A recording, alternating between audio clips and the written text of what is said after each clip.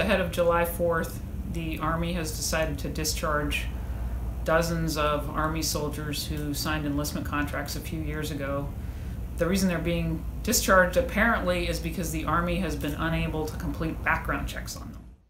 My last count was 17 people had contacted my office or had sent me an email or a Facebook message saying that they had suddenly received a notice saying they're being discharged. And the problem with it is they're not being told why.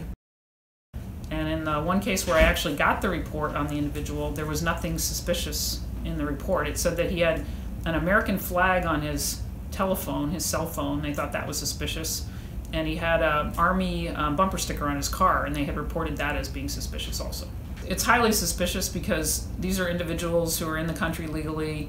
They enlisted in the Army a long time ago. They've been cooperating with their background checks, and then all of a sudden, this week the Army decides they're just suddenly all national security threats and they're going to discharge them. It appears to me that what's going on is the Army got tired of spending resources processing the background checks that they were ordered to do, so they've come up with a specious excuse for kicking everybody out. Well, these individuals will be hurt, their families will be hurt, but more importantly, national security is going to be hurt. And these are some of the most highly qualified recruits that the Army's been able to enlist in recent years. So it's going to hurt national security to cancel all their contracts and kick them out.